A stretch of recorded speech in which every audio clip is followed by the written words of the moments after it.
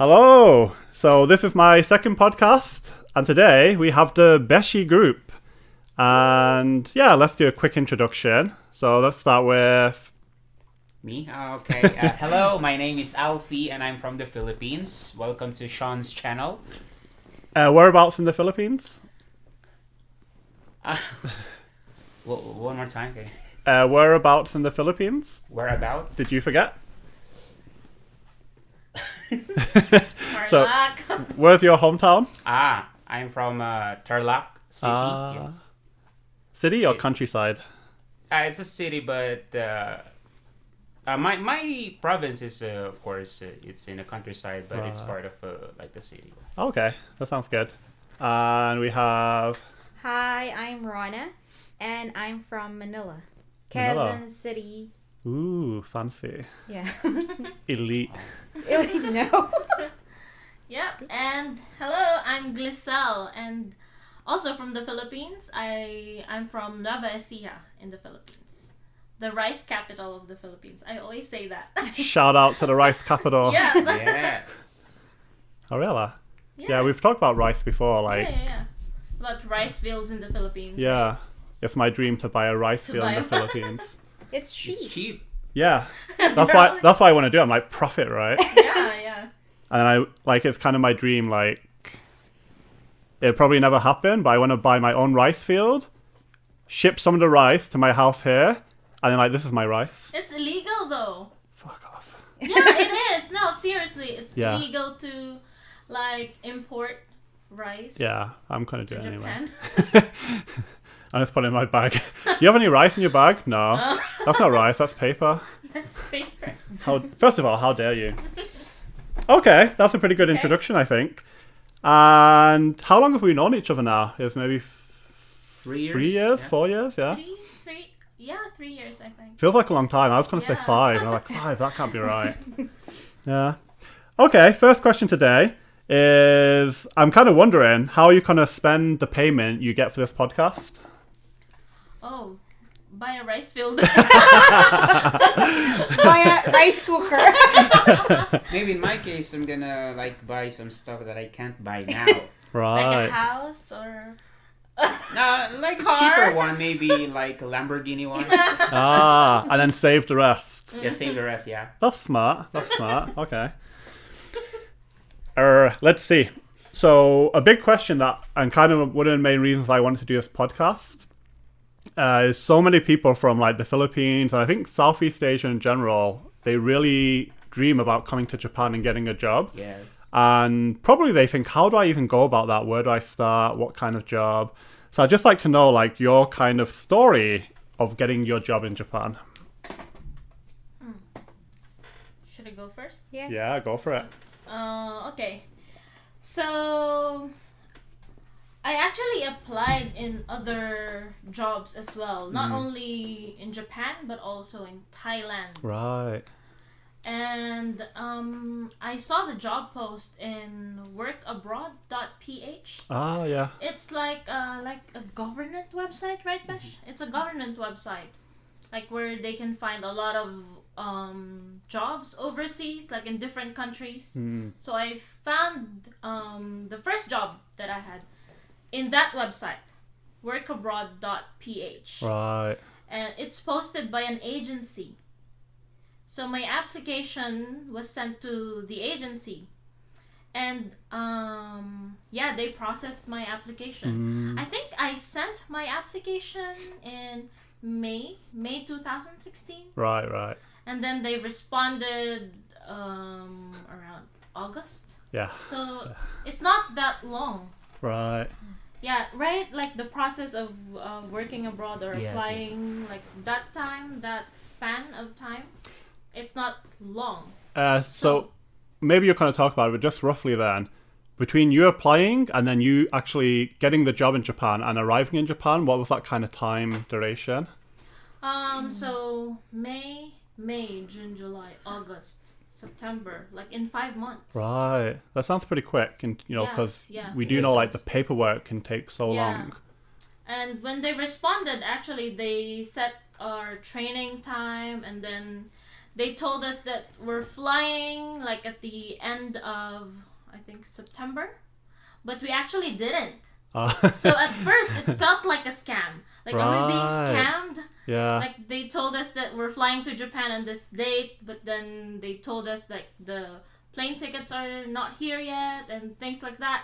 So my family were actually worried at first, like, make sure you're not being scammed or like being sold off to some like countries. And your parents thought someone would buy you? of course. Well, Probably, yeah. and yeah, but They'd want a refund. I don't know, but where am I? yeah, that being a scam. But we actually didn't pay anything. Yeah. Like a placement fee. We didn't spend any money for placement fee. I'm not sure in the Philippines, but something I always say, you know, if you do any type of agency work, if they ask you for money, it's probably a scam. Because they get money from the company hiring you. If they know they can get you a job, they're not going to ask you for money because the company gives them money. But a lot of agencies in the Philippines they do. It's really common. require a placement fee. Wow. Yeah, it's actually legal. Yeah. Yeah, it's legal. It's legal. It is legal. Like in the UK, it's legal as well. But just like my kind of life experience of my friends who did that, usually their job opportunities are almost nothing. Like I've never actually heard anyone being placed that way. Because they always say like if the agents are, if it's like, for example, modeling, acting, you know, obviously you apply, they take a look at you, right? And then they say, this person, we can get this person work. It's got, you know, like they're really confident, so they don't ask you for any money because that's going to come later on, right? Yeah. But the ones that are kind of sketchy, they just let anyone apply and they take that money. But there's no guarantee of you actually getting a job or anything. So yeah, that's like one kind of advice I would give. So my application was processed by an agency called Uniplan. Right. I think it's Uniplan Employment Agency. Agency, yeah. Uniplan Employment Agency, and yeah, that's it. That sounds pretty How good. I got the job. The kind of delay, I'm wondering, was that due to the agency or to the company? What the agency told us was it's due to Nichi, the Japanese company. Yeah, that's what I was Because- expecting. Yeah. It's really common. Yeah. How about for you guys? Okay. In my case, I used to work in the Philippines as an English teacher also to the Japanese people, Right. Koreans, Chinese, like that. Yeah. So at first, my first target country was Korea, but it was kind of hard to go there, and it was kind of hard to go there. So I tried to another country. So I started applying for a job in another country in 2013, mid 2013, and then actually I didn't get any response from the companies that I sent to. And then my friend gave me a hint, okay? And then because that friend received a message from an agency, and then she asked me like, "Is this real? Could you send an email also?" Like something like that. Because of course she's also like afraid of being scammed. Yeah, also. yeah. So I tried. Yeah, I tried to send. fear. Yeah. I tried to send there, and then they replied the same message. So they just changed the name, actually. So I was kind of, okay, so let's just try. Nothing will lose, right? So, okay, let's just try. And then we went there, and then, yeah, starting that time until now. Yeah, I mean, like, they processed the paper, and then eventually we went, we went here. So you were saying it was like more difficult to go to Korea. Why was that? Actually, it was kind of difficult to go there because of like maybe only few agency. Right. Yeah. I think- Actually, it's because Koreans prefer maybe native speakers, Yeah, native also English thing, yeah. speakers. Filipino English teachers are actually common to Koreans, Yeah. but not really teachers there in their country. Korea. Online teaching in Yeah. Korea is very common, and Yeah. they're familiar with Filipino online English Yeah. teachers. Yeah. But when it comes to teachers like going there, like Yeah. here in Japan, they're stricter, Right. so they prefer native Natives, English. natives. Yeah. And there are a lot of Korean students in the Philippines Yes. studying English in the Philippines. Yeah, I've heard like there's a lot of like businesses from Korea Yeah. in the Philippines now as well. Yeah, to be honest as well, I think when I first came to Japan, there was definitely that perception if you weren't Caucasian, you were a native speaker. And like I've had friends who have been like they're Asian, but they're born, raised, educated completely in America or the UK, and like students have said, "Oh, can I have like a native teacher?" And it's like, "Yeah, I'm native. I'm from America." And like, You know, can I have a Yeah. white or teacher? just- yeah. Yeah, and yeah, like I kind of get it, but if you're that person, I think that'd be really sad. Anything to add to that? In my case, it was a little similar because we had a similar agency. Yeah, But at first, I think I started trying to get a job in Japan in 2015 because I was an online English teacher. yeah, That was my first company, my first job. And I applied not in Uniplan, but another agency that's really popular in deploying ALTs here in Japan. Ah, I see. The Chesham. So I already processed everything, but there's been a delay, and it's a really long delay. Oh wow. Like over a year, but it's not because of the agency, it's because of the company. Yeah, It's because of Interact. yeah. So I passed everything. All of my documents are actually have been processed. It's complete. I'm just waiting for the plane ticket Yeah. and the final contract. So my sister's friend and her colleague, it was a friend and colleague, knew that I was applying for Japan. Yeah, yeah. And she recommended that I apply in Uniplan. Right. So The same agency. the same agency. And I believed her. We believed her because she's already here in Japan. Yeah. She's one of the teachers, like, in the first batch. yeah, maybe my batch. Yeah. Right. Oh. Yeah. Okay. So she's the one who recommended. And Yeah. then I tried because my sister insisted that you should try it because she's Yeah, already yeah. there in Japan. Yeah. So it's not a So- scam. Yeah, so it's not a scam. It's real, and her, like, the company processed everything, and it's really fast.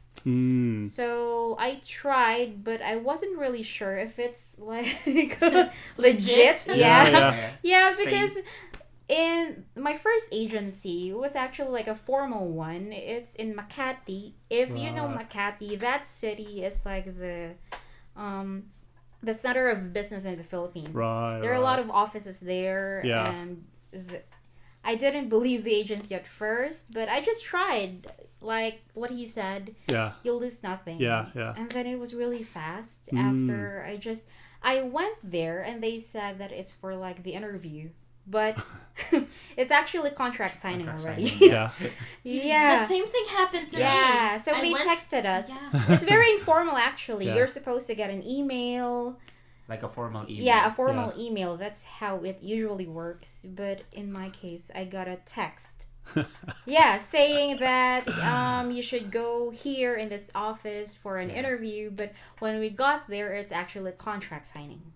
That's how fast it was. Yeah, like 5 months. Yeah, I remember that. I remember that. The same thing happened to me. Like, I came to the agency thinking that I have this job interview. Like, they would decide if they'll hire me or not. Yeah. But then, when I was already sitting there with the, like, Other agency teachers. staff. Yeah. Yeah. Okay, so here's your contract.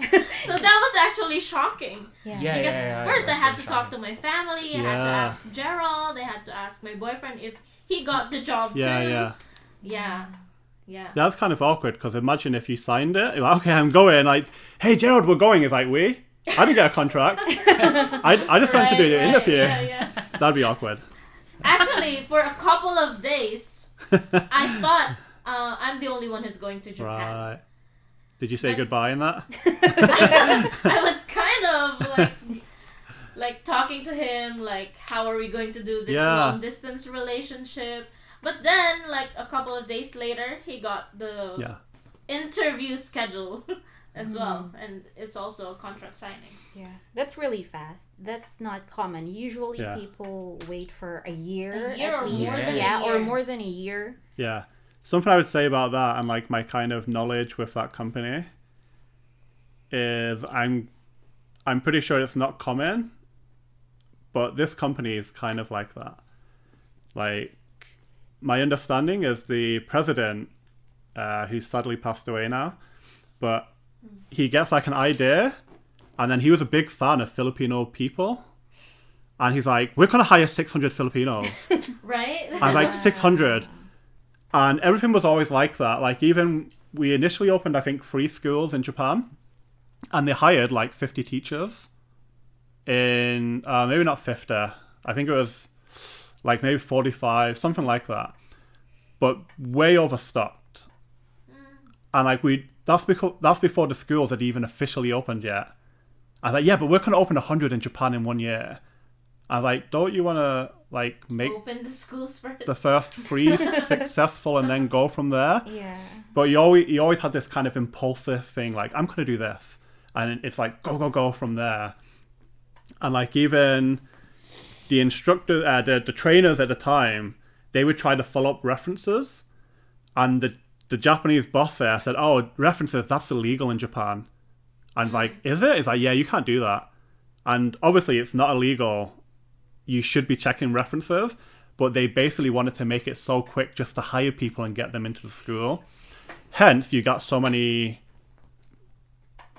bad teachers, but also just bad people, and ones with like mental issues and that kind of thing. Because no one really got a background check. Yeah. But it's pretty interesting. Shout out to you know who. Alfie's right here. Okay, so that's pretty interesting. So maybe building on that, what advice would you give to Filipinos coming to Japan? Oh, make sure you're not being scammed. That's the biggest fear, right? Yes. Of working overseas, but Yeah. yeah, coming to Japan, learn some basic Japanese, Nihongo, yeah. Japanese. That's a good idea. Yeah. And don't expect that you can buy a lot of things using the salary that you will get from the company that you will work for, because everything here is expensive. Yeah. That's Yeah, right. that's all, man. Let's imagine then, you're a person in the Filipinos now. You've just signed your contract. You're coming to Japan in a week. What advice would you give to that person? Make sure you have the right clothes for the right weather. Wow, that's a big one. I never even thought about that. Yeah. Yeah, because when I came here, it was October. It was October, and it's already kind of like it's almost winter. It's almost winter. Yeah, Yeah, I it's mean autumn, the right? weather for me, it felt Yeah. like almost winter, because coming from the Philippines, Yeah. it's hot. Then you came here, it's very cold. So make sure you research about the weather, and you bring the right clothes. Yeah. Here's another good question. So we know usually in Japan, you work for 1 month and you don't get paid until the following month, right? Yeah. How much money, roughly, would you say you need that money? Like, just for that month to, like, just to get by? Actually, it depends, because when we arrive, before arriving here, the agency offered us like a company loan, Right. like that, and then if you want to get it, you can get a month salary, and then you can use it with in 2 months, because Yeah. you're not gonna get your salary, they said. But in my case, I just had, if I'm not mistaken, like 80,000 yen. But I survived in 2 months. So maybe it depends on how you're gonna use your money, like that. So maybe roughly 80 to 100,000 yen Yeah. for 2 months. Yeah. Yeah, but that's not including the The rent, right? rent. Yeah. Right? That's yeah. just I mean food daily, allowance. daily Yeah. life, and transportation maybe. Transportation Yeah. too. Yeah, I think it's a good point, and I think that kind of company loan is not standard, as far as I know. Yes. I think that's something that the company they offered that to quite a few people. If they said, "Listen, I'm struggling this first month, or I can't buy my transportation," they would provide the money up front. I thought because usually you get your transportation the next month as well. They pay you back. They did that all up front if you asked for it. So I think they're pretty good with that. Yeah, that was quite nice of them. Yeah, so that So if it's only food, maybe. if it's only Yeah. food, Food. around 80 to 100,000 Yeah. yen. Yen. What would that be in pesos then? Like 50? around 50,000 pesos. 50,000 pesos. About. Roughly, obviously, Not it's gonna be different. Like 50,000 pesos. Like roughly, how many? Like how would that be? Like 1 month's salary or 2 months' salary? 50,000 pesos? Yeah, for like just like an average worker.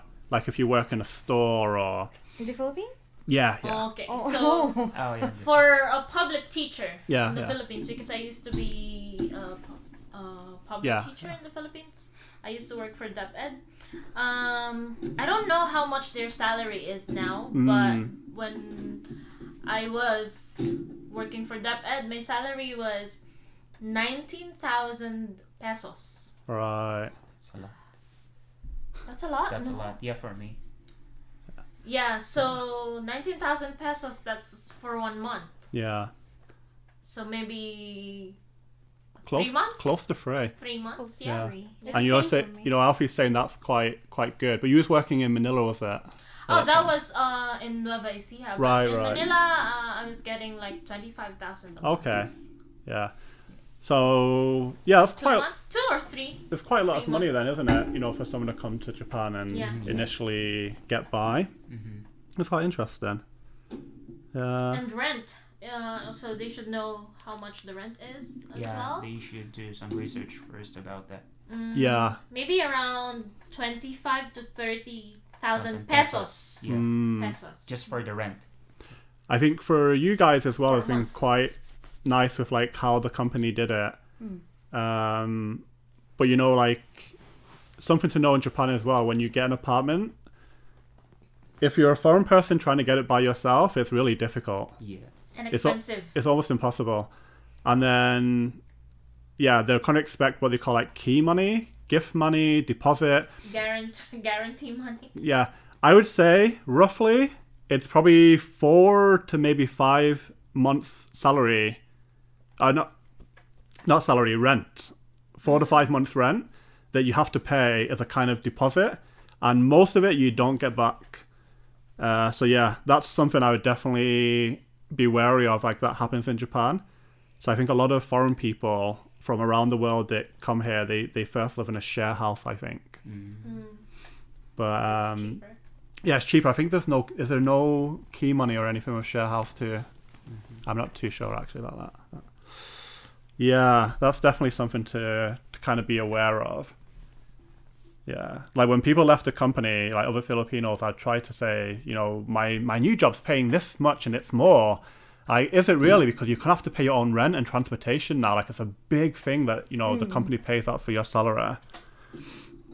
Okay, next question. Culture shocks in Japan. Go. There's a lot. Wait. Okay. First me. Okay. Being a Filipino, for me, being a Filipino, it means you love rice. Yeah. So I was kind of shocked that when I went to KFC here or like fast food Yeah. chains here, they didn't have rice. Yeah, so, where's the rice KFC? Yeah, so they just eat it as it is. Like for example, in KFC, they just eat it like chicken Chicken. or Right.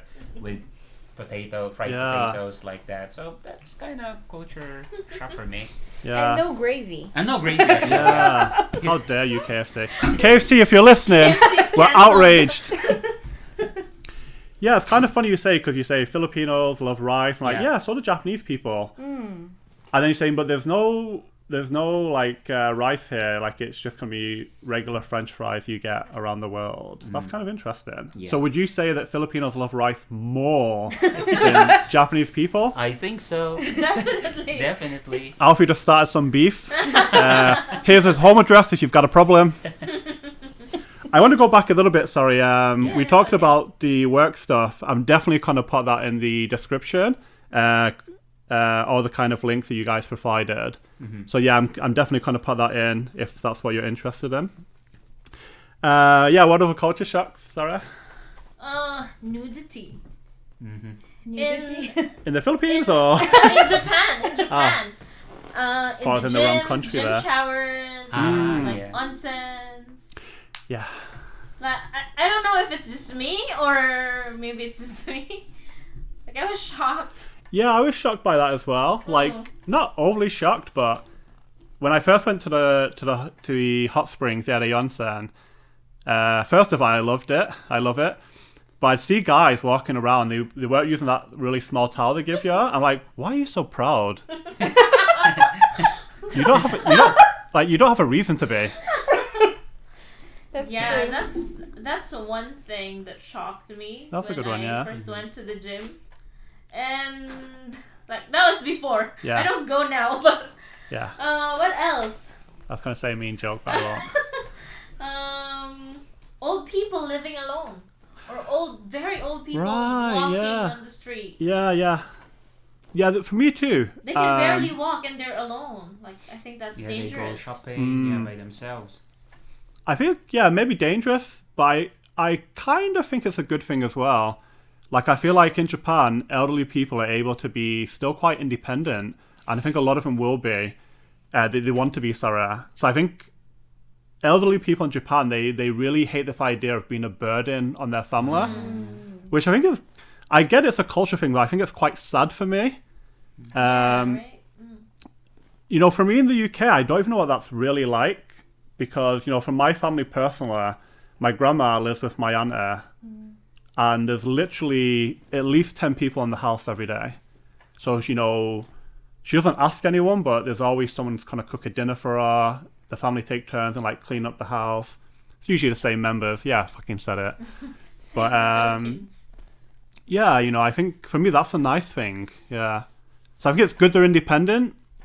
But I also like that families are a bit closer and they take care of each other more. I like that. Yeah, that's a good point. What else?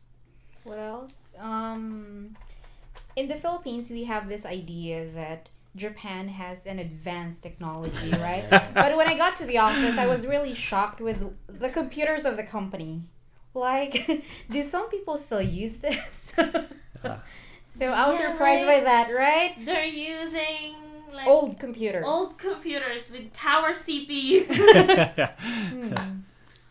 And one thing also, like before going here, I really thought that everywhere you go, there's Wi-Fi. So first of all, because we don't have SIM cards yet, right? Right, yeah. So you have to find like an internet connection to contact your family. Oh, we arrived here safely, like that. Especially in my case, I have a brother here. Yeah. Because he told me like, if you arrived here, please send me a message at least to know that you're safe and you already met your employer or something like that. Yeah, you kind of contact so her, yeah. when I arrived here, I really did not get any like Wi-Fi connection. It was like winter, so I had to go out from my apartment and find an internet connection. It sucks too, doesn't it? Yeah. And I was able to find a connection like in front of the 7-Eleven. Yeah. Yeah, convenient Wi-Fi. Yeah, convenient Wi-Fi. So please try to find any convenience store around you before going here to send message. Yeah, I think most convenience stores have like some Wi-Fi, but it's usually really, really poor. Yeah, really but poor. at least you can send a message Or, at least. but It's something, like, yeah. Yeah. It's probably the best you kind of find randomly, unless you get lucky.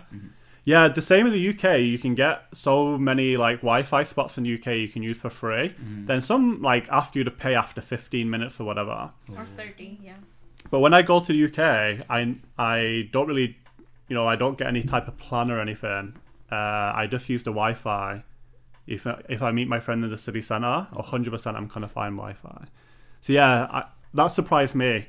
I think in the last podcast as well we talked about that expectation of Japan being high technology society, and you come in and it's like, hey, it's a fax machine. Okay. What's this now? Like, yeah, very shocking for me. Very shocking. Any other culture shocks?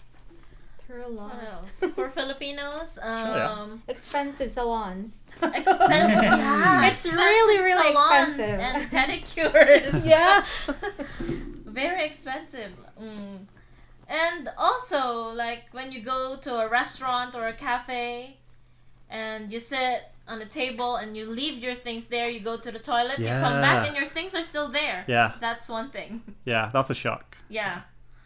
Like in the Philippines, even if you're still on Don't that leave table, anything. like make sure you're Yeah. you're yeah. You have to protect everything. Yeah. Make sure they are like. Especially in Manila. Yeah, make sure your bags are attached to you. Yeah, that's quite interesting.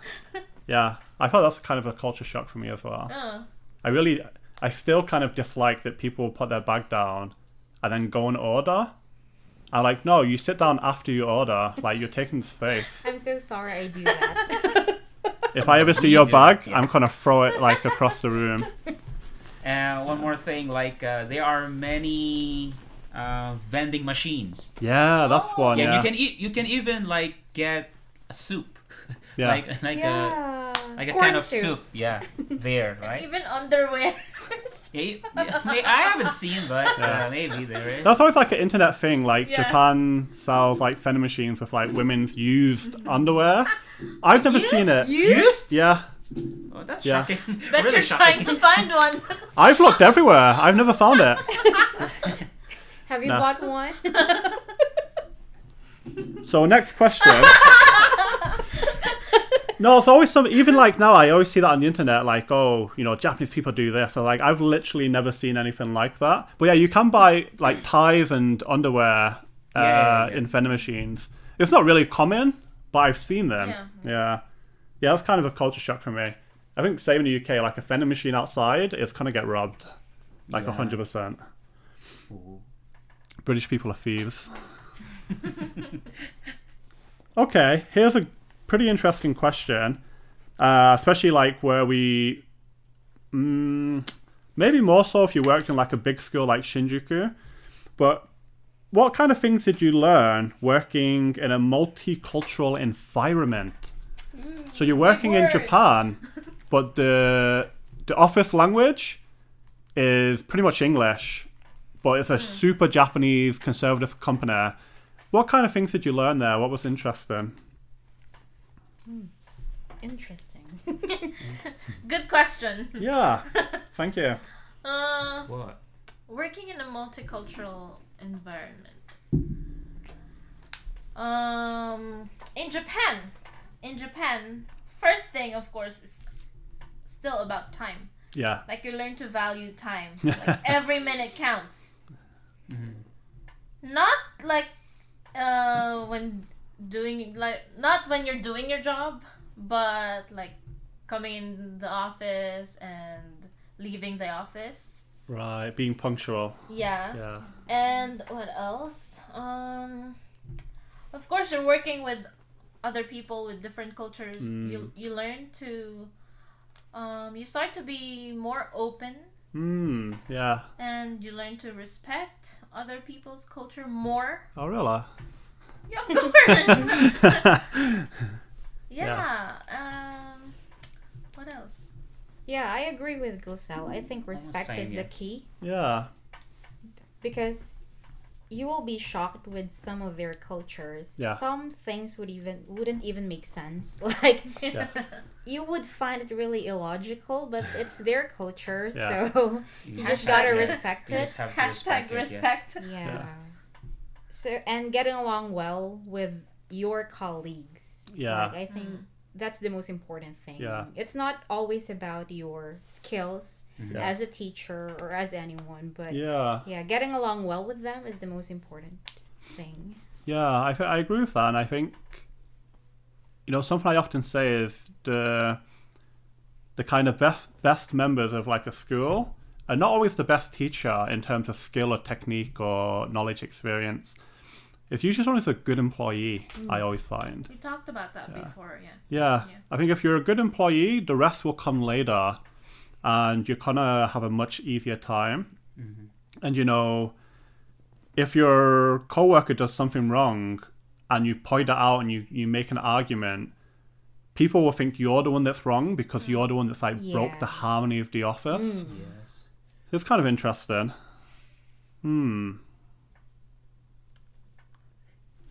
I mean, for me, same thing as the two said. Yeah, you have to respect, of course, each and everyone to have a very good working environment. Yeah. Because if you don't, you might, like what you said, you might have a problem. They might think that you might have a problem. Not Yeah. Or you might be the problem. You might maybe. be the problem. Yeah. Here's an interesting question. As a generalization, do you think that Filipinos are good at that? Good at Like fitting in, respecting the local Yes. culture? I think so. Yeah. Do you think more say than yes. like Western people? Well, I think the difference is Filipino people don't always complain. I mean, we complain, but we don't say it out loud. Right. We don't say it to the boss. Yeah. Or- yeah. So I think that's the difference. If we can still handle the situation, we will not make a scenario or something. You get what I Yeah. mean? Because in general, I think they are a lot better at that. I think particularly like British and American people are more likely to think this is really a bad way to do something. You should change it. Yeah, they tend to think a bit more like that, I think. So that's quite interesting. I never really thought about it in terms of a comparison. And also, in a Japanese company, you have to be more sensitive because, I mean, when Japanese people say yes, it doesn't always mean yes. Yeah. Like, they never say no, even if they mean no. What's an example of that, can you think? Like in my school now, like if I ask the other Japanese teachers, like, what do you think about this activity? Like, do you think we should do this or something like that? They wouldn't tell me no, Yeah. but they would say like a different answer. Like, Like indirect answers. that's good. That's a good activity, but blah blah blah. Yeah. Maybe they're just trying to be like more it's- respectful. Yeah, and it's always like that. So be careful. Yeah. It's something like we talked about in the last podcast for that kind of thing, like you never really get that direct no. Yeah. My favorite one is usually Japanese men will use is a Yeah, that's true. Yeah. and then they kind of tilt their head to the side and they say, oh, it's not no, it's difficult. Yeah. They tend to say And that. like even government workers will say that. Like, do I need this form? I don't know. Yeah, I think that's kind of funny. Like for me, just tell me straight, I can take it. No. But yeah, it's kind of funny. And I think, I don't know about Filipino people, but definitely Westerners will take advantage of that as well. Well, he didn't say no. Is it a yes or no? Yeah, Yeah. You have to be more sensitive than that's kind of interesting. working in a Japanese environment. Yeah. But I don't know. I think from my kind of limited experience, I think more or less all the Filipinos I worked with have always had that kind of good harmony. And sometimes I think it kind of hurts you. So you end up doing work that you shouldn't really have to do or should do because you're also not willing to say no. Like, why are you doing this? Oh, they asked me. You can say no. That's not your job. I don't want to cause trouble. Cause some trouble. Yeah, Filipinos are like that. It's kind of funny. Okay, this is a difficult question. I always think about it myself, but what's your best and worst experience in Japan so far? Okay, so let's start first with the worst. Okay. Of course, in Japan, many Japanese, I don't know how many percent, but many Japanese people cannot really speak English. Yeah. So when I arrived here, as I told you a while ago, I was looking for a Wi-Fi, like a Wi-Fi area, connection there. So if I'm not mistaken, I asked like 6 random people outside, like, excuse me, and then they said no English, like that. So it seems like okay, so maybe this is Japan, like that. And one more thing, this is my first haircut in Japan. So first, of course, everything is I remember that in hair. machine. Yeah, everything is in machine. So first you have to get your number like that, and so on and so forth. And then when it was my turn, the Japanese hairdresser asked me something in Japanese. Yeah. So I couldn't respond because I couldn't understand what he was telling. So I sat down on the chair, and then he still asking me some questions. And then when I couldn't answer his question, he gave back my money. Oh wow. Yes, he gave back my money, and then he told me no English. Yeah. So I was kind of embarrassed in front of many people, and I waited for maybe 25 minutes for my turn, and then they just rejected me. That's pretty shit. That time. Yeah. So I was really kind of shocked and embarrassed, going out in that shop. So that was the worst thing. Yeah, that's horrible. The best thing is there are still some people who, even though they can't speak English, they still try their best to help you. So there are still many people who they are make friendly. an effort. Yeah. Friendly thing. So don't think that Japan is people don't really help others like that. Yeah. I think it's something we'll kind of talk about in the next question. But I think a lot of people always have this in mind, Japanese people are nice. Japanese people are so kind. I think, not really. It's just really case by case. I think part of it is they come across as really polite because they don't have that direct language of saying no. No, yeah. But if you ask, 10 people on the street for help, most of them are actually not going to help you, I think. Yeah. In Tokyo, at least. I know other parts would be different, the same in the UK and probably Philippines, but... Yeah, I remember, before I said to someone, sumimasen, and he looked at me and went, no English. I was like, who's speaking English? And I was like, okay. And then he left before I even, got a chance to ask anything, but... Yeah. You should have did what I did, my first haircut. As I was waiting, I went through, my pictures, and I was like, this please. This please. And he was really nice to me. Completely opposite experiences, for me. He was saying, where are you from? I know this Japanese. I'm from England. He's like, oh, wow. I was like, oh, thank you. He's like, yeah, London's having the Olympics.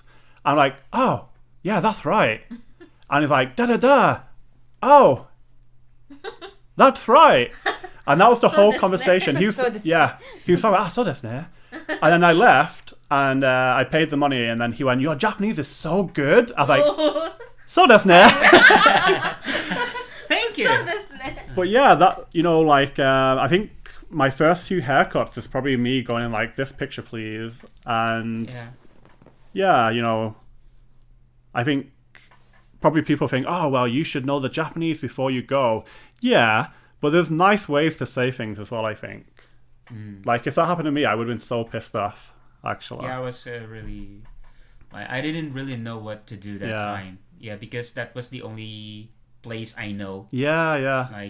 Where else are you gonna go, right? Yeah, that's pretty horrible. Okay. Does anyone else have a different idea or? My best and worst experience, I'd say it's when Kokojuku closed. When our school closed. That was your best experience? My worst experience. Oh, I see. That's my worst and best. Yeah. Okay, I'll get to that. My mistake. My worst experience is when Kokojuku closed because of course I had to get another job. And there's that thought at the back of my mind that what if I don't get a job? Yeah. Then I'd have to go back to the Philippines. Yeah. There's that. And that's also my best experience because I got a big chunk of money. Like the separation pay. Right. Yeah, that. I didn't get that. Maybe one day. That's all. My best experience is generally my life in Japan. It's a lot more comfortable than my life in the Philippines. Right. Because our pay is a lot better, I think. And I like traveling here in Japan. Yeah. I haven't traveled a lot because it's a lot more expensive Yeah. here to It is travel. pretty expensive. Yeah. But even the transportation. Yeah. Even if you just go to Chiba from my house, It's expensive. yeah, it will cost you like 3,000 yen, right? To So- Chiba? Yeah, maybe 3,000, 2,000 from my house. Where are you living? Like in North Korea? No! How much is the pay from the house to here? But it's What do you maybe the farther part of Chiba. Yeah, maybe the further parts. Like if I go from, because I live in Chiba now, not saying where, you stalker. But if I go even to like Yokohama, Kawasaki, I pay like 900 yen. Yeah. Like one way. Yeah, 3,000. But the worst experience, Maybe taking like... maybe when Kokujuku closed because it was a really stressful situation. Yeah, for sure, us. right?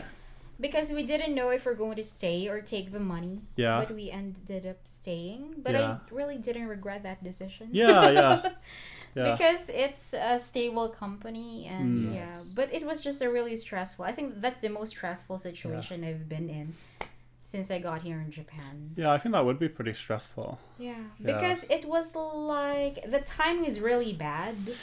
Yeah. Because it's the end of the hiring season in Japan, Yeah, right? right. So nobody replied to our applications in Gaijin Pot. Yeah. Does anybody reply in Gaijin Pot? Yeah, I think there was like one. Yeah. Yeah, we applied for it, but unfortunately, like we didn't get the job. And they replied late, some of them. Yeah, they Yeah. also replied late, like mid-March, like that. Yeah. I've had companies I've applied for and I didn't get a response. Okay, it goes out like that. And then 2 months later, like, hey, would you come for an interview? It's like, Yeah. I've already found another job. Oh, do you have time to talk? No, I'm actually working. Like, yeah. So I think for a foreigner, especially for a Filipino, losing a job in a foreign country can be really stressful. Yeah. I don't know how I don't know how I would explain it. Or Yeah. I would have explained it to my family. And we're not really considering going back to the Philippines at that time. Yeah. It was too early Yeah, for too like coming early. back there. Yeah. Yeah, that's a good point. It's quite interesting. Yeah, I think obviously for anyone that has that kind of job uncertainty, it's going to be really stressful. But I think, particularly for people in the Philippines, you have, people back home are relying on you, which we'll talk about a little later. But yeah, I can imagine that. Yeah, for me, if I lost my job, then I have to think more like just about myself, more or less. And like my immediate surroundings is not, it's stressful still, but it's not that bad. Especially when you get a big chunk of money. Yeah. How about you? What's Yeah. your best and worst experience in Japan? I think I might have talked about this on the podcast last time. In the previous one. Yeah, I don't even know. Like, I can't remember what answer I gave then. I don't want to give like a different answer. So I'm like, you're a liar. That's okay. Yeah, I really don't know. I think some of the best experience I've had, if you go back, is like traveling around Japan. Something I will say, if you want to come to Japan to travel, you want to go to like Tokyo, Kyoto, maybe Osaka. But there's so many great places you can visit outside of those areas that are so fantastic. Like, Yamanashi, Alfie talked about earlier. Different parts in Chiba, hiking. You can go to the Japanese Alps, Kanazawa, Mie. Hiroshima is really nice. So, and then you've got Sapporo is really different. Yeah. Okinawa is a bit expensive, but well, expensive for us to fly there. But yeah, I think traveling around Japan has been one of the nicest things I've did. Japan is beautiful.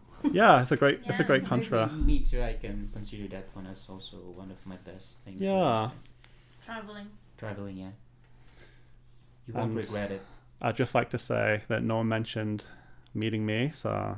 And, meeting Sean. In addition, of course, we met a giant one. Yeah. Is he saying I'm tall or fat? Yeah, and I think I said this last time as well, but my worst experience, I've not had something that was like that bad. So yeah, nothing too much really. I think since then I actually also lost my job, but I didn't feel like that bad. I was like, it was kind of a relief to be honest.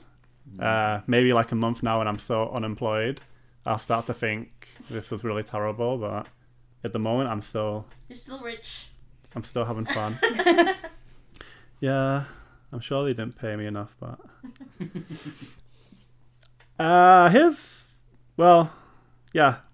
let's try this question. What are some misconceptions that Japanese people have about the Philippines or Filipino people? That we love bananas.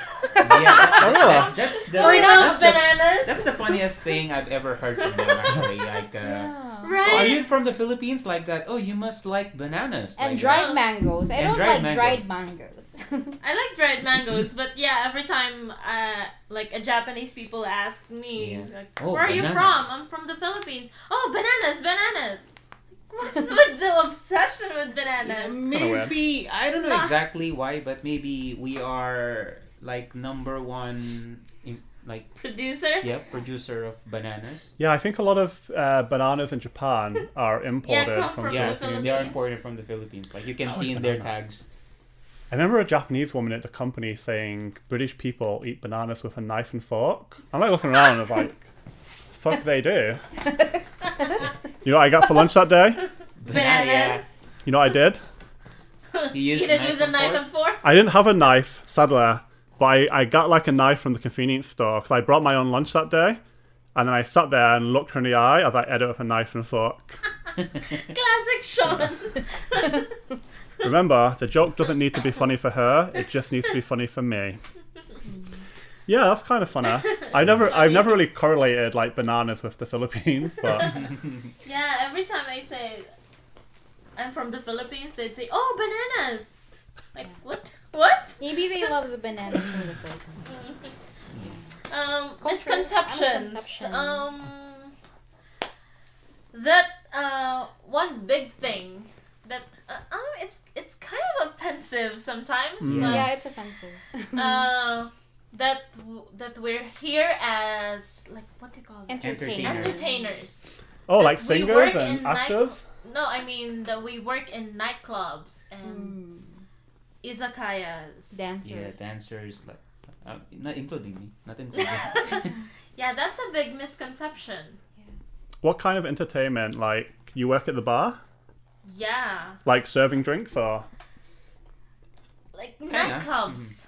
Like, Kinda. well, I don't know. We don't really know about that, but maybe like How do serving they drinks call it like in that. Japanese? How do you mean? How do they call it in Japanese? I Like don't the know. place. Hostess bars. Yeah.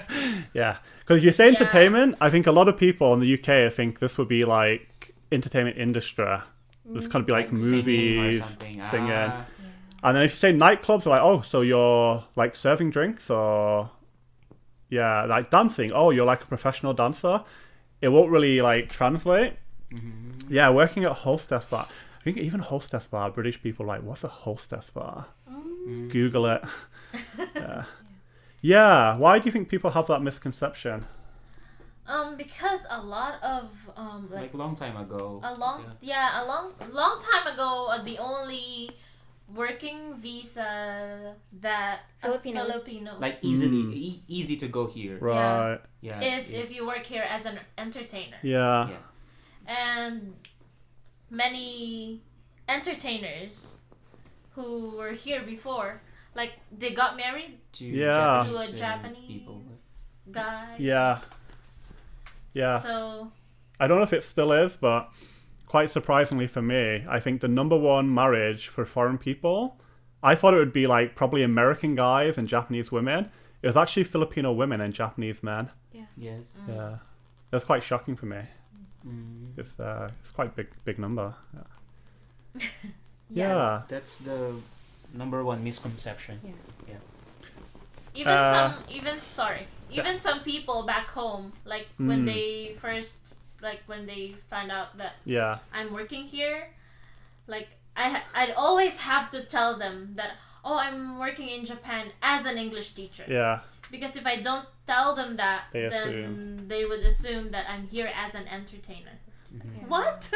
Did you ever have the grandma next door like, you should be ashamed? You're like, what? It's either entertainer or factory worker. So those are the things. Yeah, there's a lot of factory workers in like Gunma, I've heard. Yeah. There's like a Toyota plant maybe. Mhm. That's interesting. It's not that there's something wrong with their jobs. Yeah. Those are decent jobs. It's just Yeah. that they need to realize that a lot of Filipinos now, especially in our age, are really educated. Yeah. And we need to be college or university graduates for Yeah. us to be able to teach here. Yeah. Mhm. So it's not really a common job for us nowadays. Even some Filipinos, older Yeah. Filipinos who are here, they still get surprised that, oh, you're a teacher here? Yeah. Yeah. Like, yeah. Because it's pretty difficult and competitive as well, I imagine. Like, there's so many people that want to come to Japan and work. And, you know, there's probably not as many schools that are willing to hire Filipinos, I think. Especially for the same kind of salaries that they offer Western people. So, yeah, I think, you know, it is very difficult to come here. So if you work like kind of that hard and you're doing a good job, you've had your education, work experience, and then someone's like, oh, you're probably just working in like a bar, right? Yeah, I think that is a little bit demeaning. Mhm. Yeah. Not because there's anything wrong with doing that, but Yeah. just like assuming it is pretty rude. Yes. Yeah. I think as well, like Japanese people, I think they have that in mind that hostess workers are kind of like less, I would say. For me, I don't really care. Like, would I like my sister or relative to do that? To be honest, I wouldn't.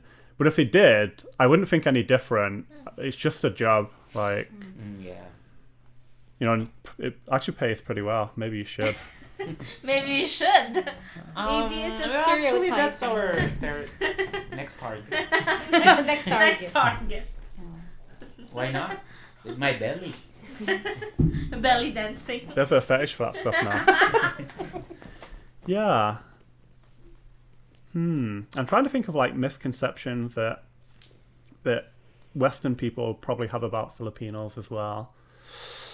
I don't know about Filipinos in Japan. I never really thought like if you're a Filipino in Japan, you work at like a hostess bar or at the factory. I never really had that.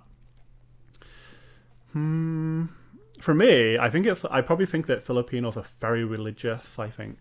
Oh. And then you realize we're not.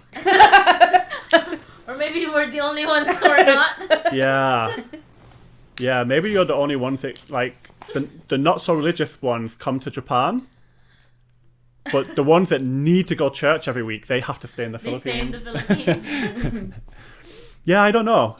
We'll talk about that a little bit later on, but, you know, the idea of religion and religious practice is really different between British people and the Philippines, even though we often have the same religion and denomination and whatnot. So that's quite interesting. Other misconceptions. What misconceptions do you think Filipinos would have about Japanese people or Japan? So we talked about the kind of gap in like Wi-Fi and technology at work. I have two in mind. So first, Japanese being punctual people.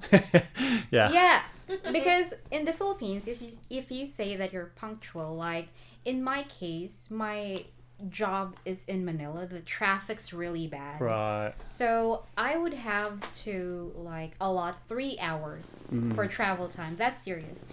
I'm gonna kill everyone if that's my life. My shift starts at 2 p.m. I'd have to leave the house at 11. Wow. Yeah, that's true. Yeah. So that even if I get caught up in the traffic, Yeah. I wouldn't have any problems. I won't be late. Yeah. So that's being punctual.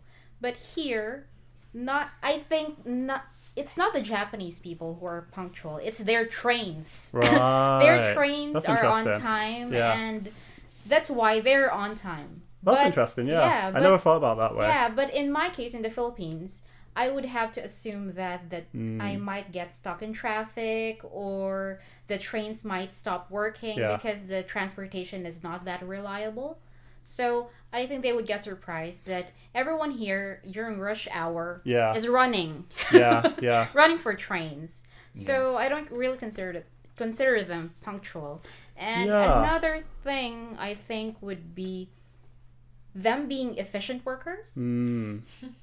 Yeah. Because I worked in an office setting. Yeah. I still work in an office setting. And I worked in a school before. Yeah. So twice in the office, Yeah. twice a week in the office, 3 times in school. Mm. Before. Yeah, When yeah. I was still working in Kokoju. Yeah. But then I realized Filipinos finish tasks and other Westerners finish tasks early. Mm. Like, okay, please make this, and then we finish it early. Then my previous manager actually told me, it's kind of fast. Yeah. And we won't have anything to do anymore Yeah. in the coming weeks. And she was really honest about it. Like, can you make it a little bit slower? And why? Why should we do that? Yeah. So for Filipinos, I think for most Filipinos, we value the quality of the work, but that doesn't mean that we have to spend a lot of time doing it. Yeah. Like unnecessarily Yeah. Like prolonging the task. it's like over prepare for example. Yeah, Yeah. so I was so like surprised when she said that. And some of them, they appear to be working hard, but actually some of them are just pretending. They don't Yeah. have any tasks. And that is true. They will experience that. I mean, for Filipinos coming here, they might experience that. I always say the person who looks busiest in the Japanese office is doing nothing. Yeah, Yeah. I even caught someone sleeping. Yeah. Yeah, in the office. I was really surprised when I saw that. I think it's it's a different way of thinking about it as well. It's like some bosses or your coworkers think, oh, they're working hard, they're so tired. But for us, it's like, why are you sleeping? Like, you're going to get fired for that in the UK. But It's very different, yeah. yeah, but don't get me wrong. Some are really working hard. Because they have a lot of tasks, but they will meet a lot. Yeah. Especially in the office setting. Yeah. Who pretend or act like they are so So busy. busy and Yeah. they're doing a lot of things, but they're actually not. Yeah. It's like they're required to do that. I in think their it's like culture. it's a virtue. So you always hear Japanese people say, I work hard. Japanese people work hard. And it's like a mantra. And then working hard, people say, oh, he works hard. Okay, but it took him 2 days longer to finish than everyone else. Isn't that bad? Oh, he's doing his best. He works hard. So it's that idea that you're giving everything is kind of to be admired. But I think, particularly in England, time management is everything. You've got schedules and deadlines. You have to meet them. Yeah, that's Yeah. true. So for us, and you don't want to be seen like sitting around. I think in Japan, you finish your work really quickly. So for the next 2 days, you have nothing to do. Yeah. Your coworkers will think you are lazy. That's crazy, I think. Yeah. And, I think for young Japanese people, that kind of idea is also changing. Quite a few of my friends have said, I finish my work before the person next to me, but she stays, at work for like 2 hours every day. And the boss is like, you should be more like her. She's working hard. She's like, I finished my work. I went home on time. And the boss is like, well, yeah, but you could learn a lot from her. For me, that drives me crazy. And especially the type of work we were doing at that time is you have class or you don't. So there's not that idea there's more work you could be doing. You have class or you don't. So there's only so much work you can do. I think if you work for like a different type of company, you finish your work, there's more work that you could be doing. But yeah, that's a really good point, I think. Yeah, that kind of drives me crazy as well. Yeah, I think like, look busy, God is coming. Yeah, you have to always look busy. Yeah. Pretend as much as possible. Yeah. You have to pretend that you're busy in the office. Yeah. I thought as well, like, kind of desks in Japan, from my experience, are so messy as well. Like, people don't really organize their desks very well. There's like papers everywhere. Right, yeah. That kind of surprised me as well. It's part of the pretension. Yeah. That they're busy. That's what I was kind of wondering, is that like part of it? It's like, oh, my papers are everywhere. Yeah, that's kind of interesting. Maybe that's why there's so much paperwork as well, is like just keep people busy. Yeah, I don't know about that. Other misconceptions? Misconception.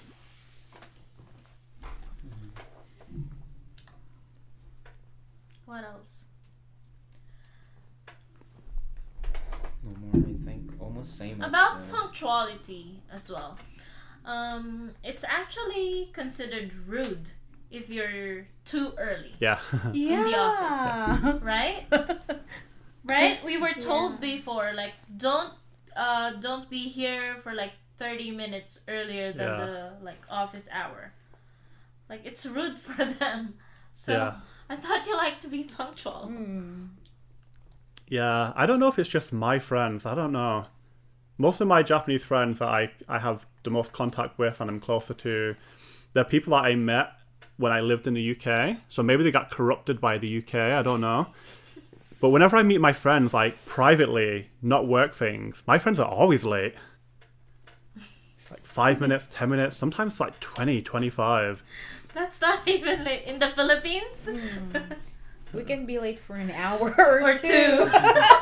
Filipino time. No. If my friend was like that late, I'd just go home. They'd arrive like, hey, I'm here. Like, I'm at home. I've already put my pajamas on. It's the traffic in the Philippines. But not at work, I think. Yeah. We can be professional at work. Yeah. Yeah. But when meeting our friends outside, we can be like that. Yeah, I think in general, when it comes to like work things, Japanese people are pretty much on time. Except on weekends. Alfie. No, No, I think it's Alfie and I used to come the earliest, right, on the weekends. Yes. I remember, I used to say, give me a key. Yeah, Like, right. because a few times we were late we for are a the class. ones who have the key card, remember? That's responsibility right there. Yeah. You should respect that. Hashtag respect. Something that was funny to me when I first worked in Japan, and even sometimes like recently, is people say, oh, you work like a Japanese person. I'm like, oh, what do you mean? Like, you work hard. You're on time. Like, everyone does that. What country is not doing that? So I find that kind of funny, like the perception they have about people from Western countries, or a little bit about themselves, I think. I always find that kind of amusing. Like, what does that mean, you work hard? Like... You're on time. Because for me, I think I don't work hard. I think I work just enough and nothing more than that. Yeah. Well, I do work hard. I'm currently unemployed, so... Okay. Here's a big question. Western people will not understand this at all, I think. The culture of giving money to family. Explain that a little bit, because I think just saying that, I was like, oh, I give my mum like £10 now and again. Explain that kind of culture.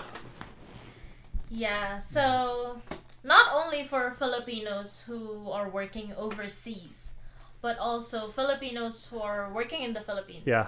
Like, once you start working, you're kind of expected to help your family financially.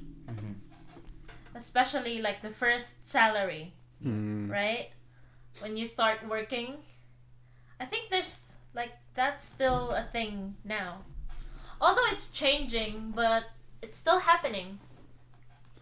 What does that mean though? Like, for example, in the UK, if I live with my parents and I'm working, they expect also that I'm kind of contribute to, like, I give them some money to basically buy food. It's not for them to save the money, but you're living here, you're eating, we're cleaning your clothes. It's kind of the decent thing. Like, they're not going to kick you out, but it's a decent thing. And your other family members would start to talk bad about you if you weren't doing it. Is if you're living here, you should give something. So we say, oh, you pay rent, but it's not really paying rent like you would for your own apartment. But that's just how we say. Is it like that, or is it different to that? It's kind of like that, but maybe more. yeah, maybe more. Because some kids are expected to give a certain amount Yeah. every month. So it's not like... but yeah, it's kind of similar, but it's still case-to-case basis, I think. Because in my case, for example, I don't have a father anymore because, my father passed away and my mom doesn't really have a job. So I do it like voluntarily.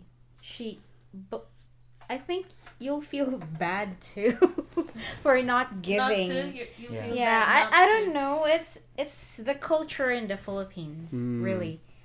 But there are some who don't have to do it or who are not required to do it, like him. Yeah, it depends actually. Yeah, it depends. That's why Alfie's rich. No. Lamborghini.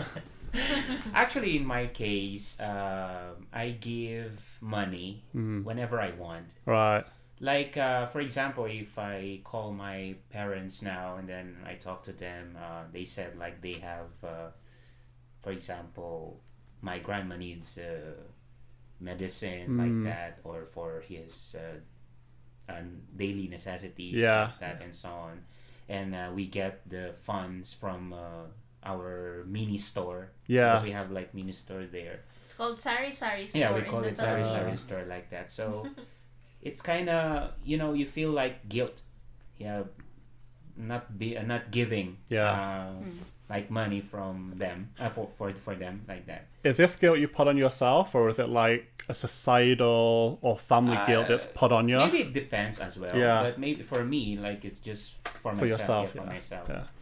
So that thing, and of course, like it also depends on the person. For me, I want to pay back. Yeah. Like what my parents did when we were still students or young, like that. So of course, they gave everything, and they did everything they could. Yeah. Just to send us to school and provide us Yeah. our needs like that. So it's kind of like in return, Yeah. something like that. A big difference as well is when Filipinos go to university, our parents pay for our education. Yeah. Like I'm not sure, but I think white people, like What do you mean, white people? I mean white people from the USA, or like you, right? I'm not white. No, seriously, but Yeah. Who knows? yeah, they pay for our education. And it's not common for university students in the Philippines to have a part-time job. Yeah. Or like No get one really loans. does that. Maybe I Few, don't very know. few, yeah, very few. Very few, yeah. But yeah, so that's part of the reason why we support our family once we start working. I think it's a Because- different mentality as well. Like Alfie's saying, they give a lot. So you think you have this idea of your parents sacrifice their own life and financial well-being for their children. There's that too. Yeah, I think we don't really have that kind of... I always hear like Americans saying that kind of thing as well. Like, their family were poor and they sacrificed a lot to help their children do what they wanted to do. In the UK, I never really get that kind of feeling of people saying, oh, my family sacrificed a lot for me. And I think for British people at least, there's a different mentality to all of this. So Filipinos will think, my parents helped me a lot, I should pay them back. British people think, my parents helped me a lot, that's your job. Like, that's your responsibility as a parent. Why do I have to thank you for that? It's really different. Really, I think even for Japanese people, they're often saying thank you is really important. And greetings is really important for Japanese people. For British people, not so much, because we think, my family helped me. You should help me. You're my family. Why do I need to say thank you for that? So I think it's still good manners, but the mentality is really different. Yes. Really different. Also, I think it's because many families or maybe parents don't have like a retirement savings. Yeah. So a lot of average Filipino families would just make ends meet. So like they're working hard to make ends meet. Yeah. So they don't really have money to save. So when you start working, that's why you kind of help your family financially. Maybe what it is as well is an economical thing. And like young people in the Philippines today have a bigger opportunity to make money than what their parents might have had. So, you know, for you to help your family makes a big difference. Where for me, even though I'd make more money than my parents did when I was working, me giving them money, to give them the type of money to make a difference to their daily life, I'd be making myself poor. That's Where why we're poor. I would like basically have enough money just to pay my rent. Maybe like that. So yeah, I think that's also like a big difference, and maybe that's why there's that between British people, at least, you know, Westerners in general, and people from Southeast Asia, maybe China's the same. I think a lot of them give money to their parents, just because there's more economic opportunity, and the gaps between income is so different. It makes it a big difference to the life.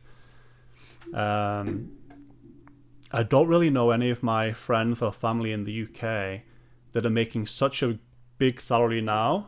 They could hand over money to their parents that's like life changing, but they'd still be comfortable, I would say. So maybe that's like part of it as well. Yeah, like now, I have 3 siblings in the Philippines who are all still studying.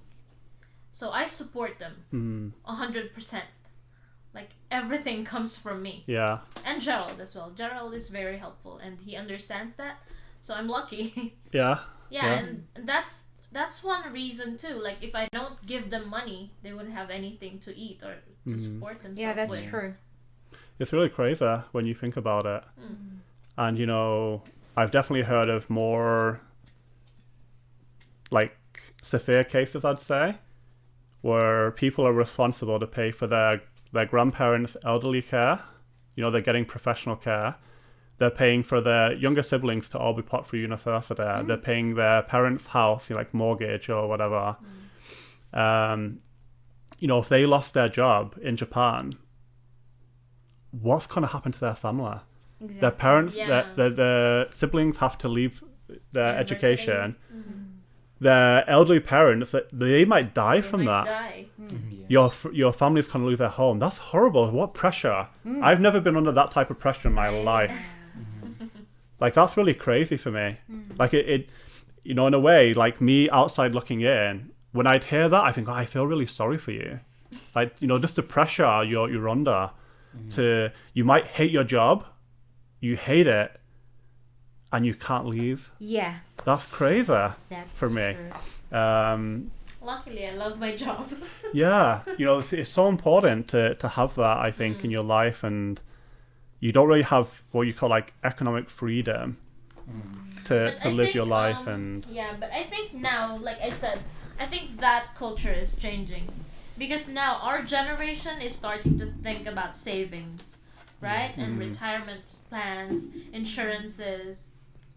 Because we know how hard it is to support Yeah. a family. Yeah, so Yeah. I And think, we don't want to be a burden to our kids, to our Yeah. future I think kids. that's starting to change. Yeah. I'm gonna be a burden. You're gonna be a I'm burden. gonna. All my savings are gone. Like, yeah. I remember teaching a Korean lady years ago, and her parents are super religious, super Christian. And the first the first paycheck she got from her full-time job, she actually gave it to her mum as like thank you for everything. It's like everything. Could have given half maybe. And you know what her mum did? What? She gave it all to the church. The whole month's salary. If my mum's listening, For us, right? Yeah. That's shocking for us. if my mum's listening, and you better be, because you better be loyal. If I gave you money like that and you gave it to the church, I'd slap you in the face, straight up. It's not even a joke. Stop laughing. I'd slap you in the face. That's crazy, right? Yeah. That actually that would like generally upset me if my parents did that. I like my money. Every single Oh, bit. have my money. Yeah. I don't remember the sect. Sect, is that the right word? The Yeah. denomination. I call it a sect, but I don't remember which one it was specifically. Like it was some Korean church. But yeah, you had to give them like parts of your salary, and that's a bit crazy for me. Let's see. Oh, here's a good question. What do you think is different between the Filipino and Western experience in Japan?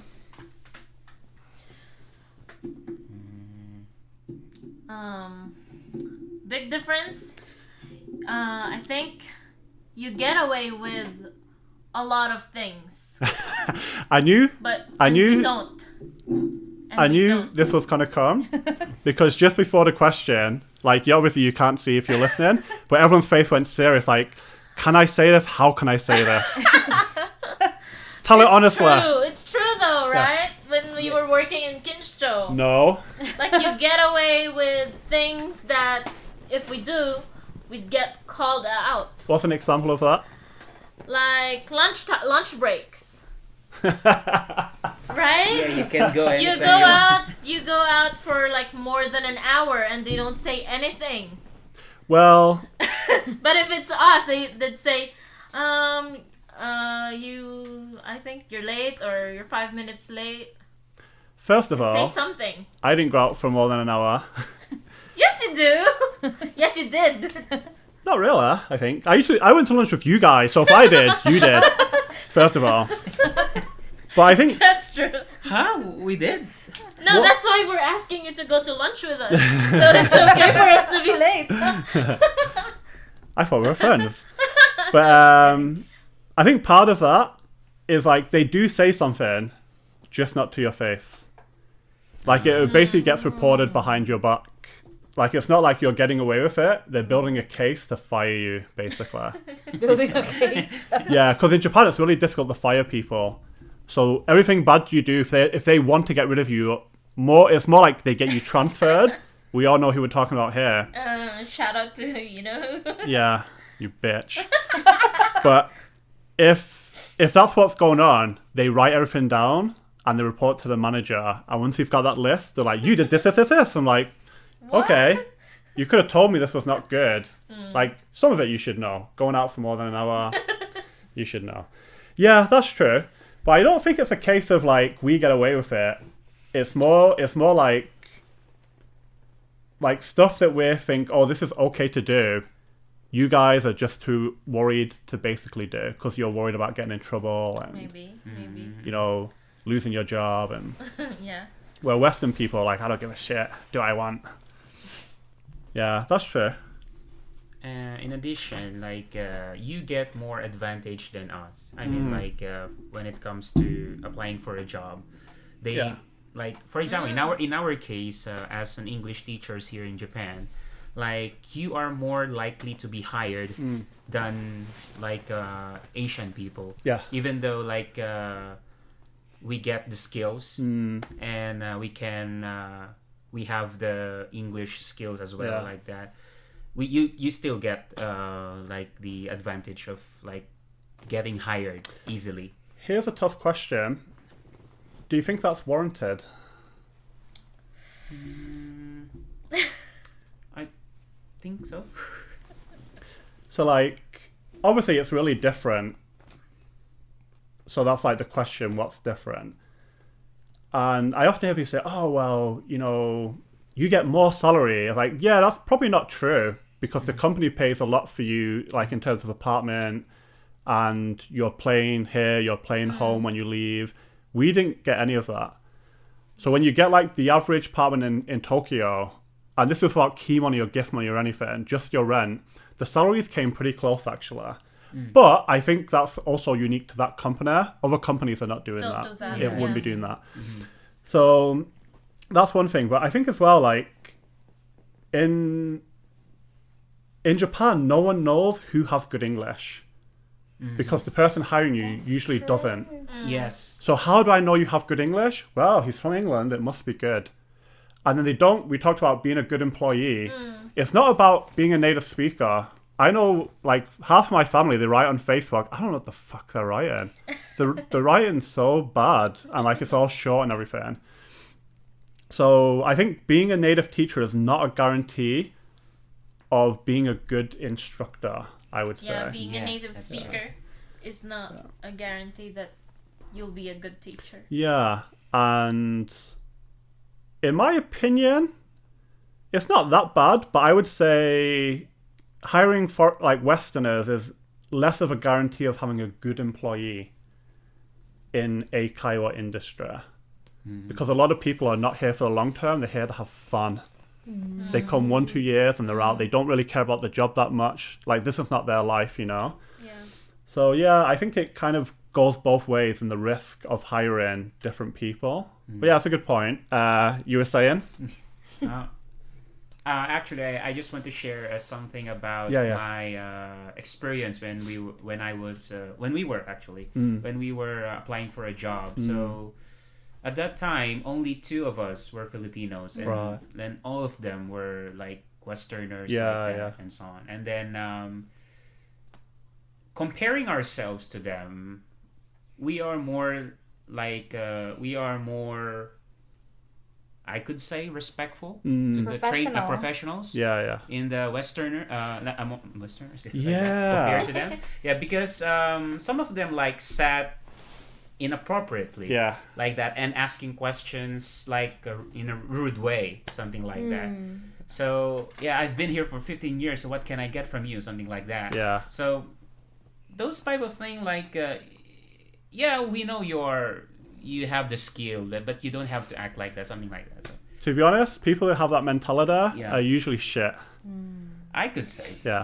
I agree with you. Not just in like how they conduct themselves, but they think, oh, I did this for 15 years, so I don't have any more to learn. So yeah. Yeah. And then usually their techniques and their work kind of attitude to work is really sloppy, actually. Some of the worst people I ever worked with had been here for like 10 plus years. And they were really bad. Really bad.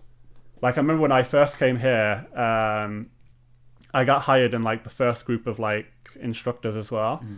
And I was like the youngest guy, the newest guy. So I felt a bit like an inferiority complex. And I thought, oh, I'm here to shut up and learn, basically. And finished the training, and I was like, these guys are really shit, actually. Like, I had so much confidence going in. Yeah, it really surprised me, like that kind of thing. I think that's 100% correct. And I remember going to a group interview when I first came here, and it was kind of weird for me, so everyone sits around the table. And I literally had, no one can see this, but there's a guy who sat like this, basically leaning back on the chair, slouched, and he was actually using his phone during the group interview. And it was like, there's no way that guy's getting a job. I thought the same thing. We left and saying, oh, what do you think? Like, do you think you've got a chance? Like, oh, well, I got my skills. And I was like, you don't even speak properly. That's true. It's not Lady Gaga. So I'm not sure if they, like, if all of them were hired or some of them were hired. I'm not really sure. Maybe none of them. Yeah. And some of them were tourists too. I mean, like, one of them had a girlfriend, if I'm not mistaken, like a Japanese girlfriend here. And at that time, he was just gonna stay here for 2 years. Right. And then he needs, like, something, like, for income, something like that. So that's why he was applying for a job. So, okay. So it's possible to apply for a job even though you have a tourist visa. So, that kind of thing. I'll be honest with you. I think if I was like you and I was looking around and I was like, these guys are getting hired, I'd feel irritated by that. Like, that would irritate me as well. And to be honest, you will as well get quite a few Western people who are quite gullible. So here go, and I think I'm a native speaker, I have a tourist visa, I can get a job. Probably not. It's going to be really difficult. Yeah. Like, I've had guys come, they've come to Japan, they say, oh, I'm looking for a job, do you have any advice? And I say, okay, like, what's your degree? I don't have a degree. Yeah. Whew. Yeah. Time to go home. Goodbye forever. And there's a guy I met, he was like a friend of one of my friends, and he was a bit irritating for me. He's a British guy. And he didn't have a degree either. And he came to Japan on like a working holiday visa. And I think he was working like a ski resort or some shit. And he was trying to get a job after that teaching. So I gave him some advice, like, here's, a good way to do like the interviews and the demonstrations. And here's some like job websites. He's like, oh, could you get me a job at your company? I was like, I don't hire people. Like, I wouldn't recommend you anyway because I don't like you, that much. My friend's like, oh, could you get my friend a job? I was like, I don't hire people. Because that's true. But I'm not going to recommend you anyway because I don't know you. Yeah. But yeah, he couldn't find a job at all, actually. And he ended up overstaying his visa. Like just on time, and then he had to get a flight like that day and leave. But, yeah. So like those types of guys where you think, oh, how can this guy come and get a job? Yes. A lot of them don't actually. Or if they do, it's like usually shady companies where the pay's not really that good and they're not really hiring the best types of people anyway. They don't care as long as they're foreign because they think the students don't know the difference, especially for kids' work. Oh, it's Gaijin, he's okay. But usually it's really poor quality, actually.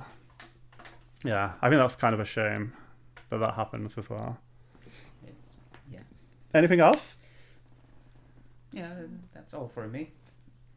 I'm going to add one. Racism. Yeah, that's what I was going to say. There's more racism towards us than white people. White people. I mean, yeah. For those listening, she actually put her finger in my White face people. when she said that. Do you think it's more or different or both? Maybe different? Maybe different? For example? Like in the workplace or in the school. Yeah. There's more pressure, should I say? Like more pressure towards us Filipino teachers compared to you.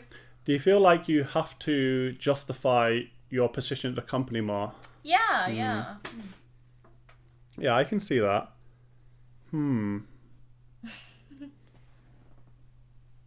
Because for me as well, I always say, we talked about it in the last podcast a bit as well, there's racism in Japan. There's no doubt about that. Definitely. And, even white people get racism. But I'm, highly aware that other ethnicities get way more. And shockingly for me, like, I've had students who've told me to my face, like, said right to my face, oh, these foreign people do this. And I must have did like a face like, what? And it's like, oh, I mean like Chinese. I mean Koreans. And how they talk about them is openly racist. That really shocked me that you would say that to me. And these are not like, it's not like your typical racist in the UK or America who's like low income, no education. These people are actually well paid because they're coming to an eikaiwa. Or their company. They would say like, I don't like Chinese people or I don't like Koreans. Yeah. Like, yeah, it's really shocking for me. So I think that definitely happens, yeah. And even things like trying to get a mobile phone, a credit card, they make it so difficult, and they say, well, Japanese people need to do this as well. Yeah, but the difference is Japanese people can do it. So it'll be like, oh, your parents need to guarantee your mobile phone. So if you can't pay, your parents pay for you. Okay, so every Japanese person can more or less do that. Can a foreign person get their Japanese parent to guarantee them? Because if you offer them for your parents back home to do it, they'll refuse it. It has to be a Japanese person. So if you're not getting like company support, like you guys got quite a bit with different things, like making a bank account, that stuff is really difficult. Yeah. And Yeah. I've heard of to cases. government offices too. Yeah, I've heard of cases of like estate agents, trying to get an apartment, have said to people directly, we don't give apartments to foreign people. Yeah. And sometimes That's they're true. specified the foreigner type. We don't give it to Indians. We don't give it to Chinese. Yeah. Some restaurants as well too, right? Yeah. Don't accept foreign people. Yeah.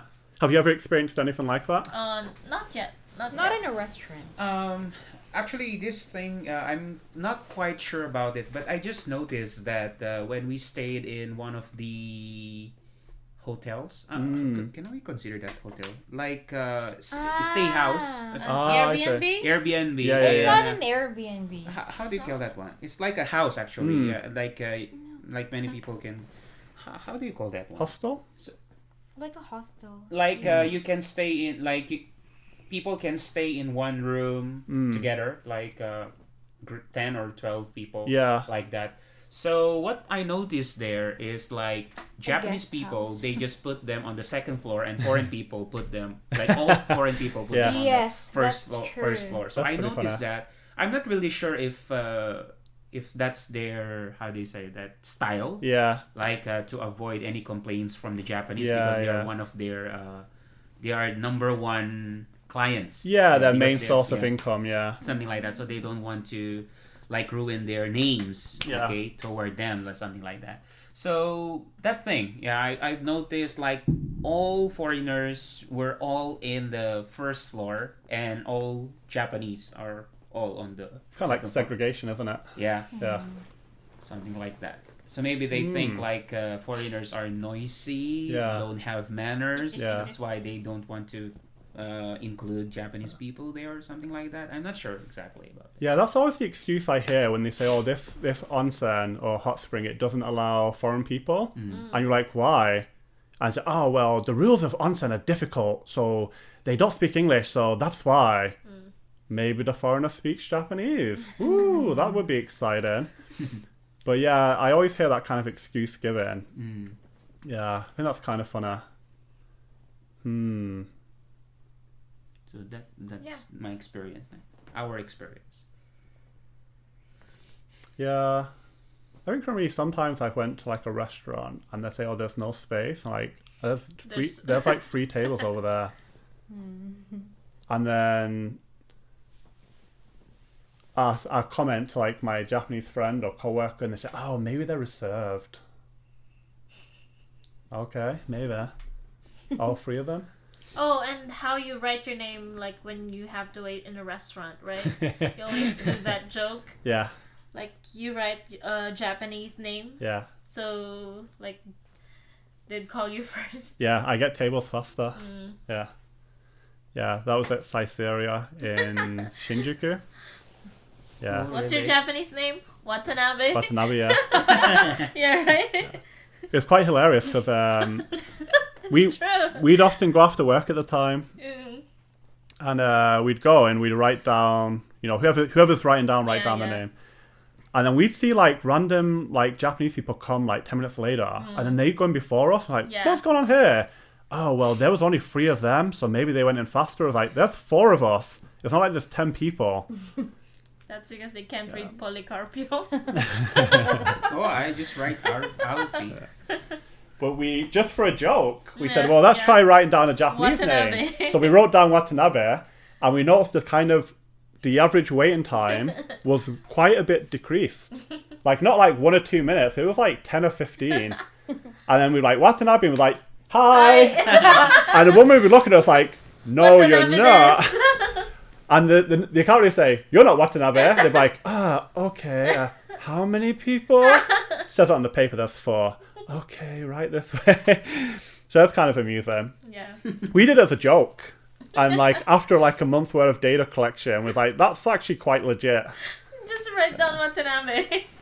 Yeah, so there's a kind of hint for everyone out there. If you want to get a faster restaurant seat, write down a Write a Japanese name. Japanese name. Yeah, I've had that before. I think as well, like, Japanese, whenever you tell Japanese people, like, oh, I had this experience, they always have, like, a kind of excuse. Oh, well, maybe they're kind and they couldn't speak English, so they felt bad, and that's why they didn't allow you to come in. Like, I speak Japanese. Well, yeah, but many foreign people. How many foreign people do you know? Shut up. But yeah, I always found that kind of funny. Yeah. Quite interesting. Do you think you get racism from other foreign people in Japan? From other foreign people? Yeah, like other Asians, other Westerners. Like, do you think they have like a kind of racist attitude, or anything they said that's like, oh, that was kind of racist? Like, Maybe there are some cases that happened to me, like in trainings. Like you'd feel like they're saying they're better than you, right? Or they know more. Yeah. Yeah, something like that. It's usually the opposite as well, isn't it? You know what I mean? Yeah. Yeah. Like, I think agree. I think a lot of like Western people, they think, I'm from England, I'm from America, therefore I know English, I don't need to learn anything.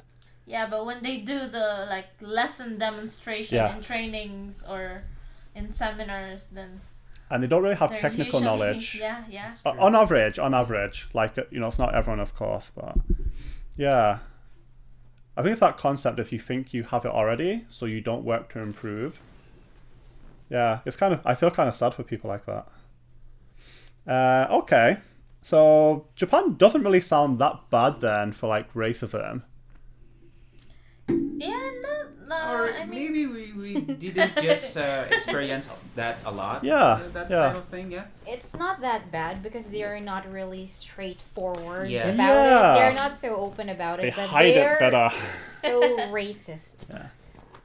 Yeah, sometimes I get like kind of racism in Japan, where they're not trying to hurt my feelings. Like, that's kind of racist. yeah. And people say, "Oh, you have a big nose because you're white," and I was like, "Okay, I don't. What do you want me to say about that?"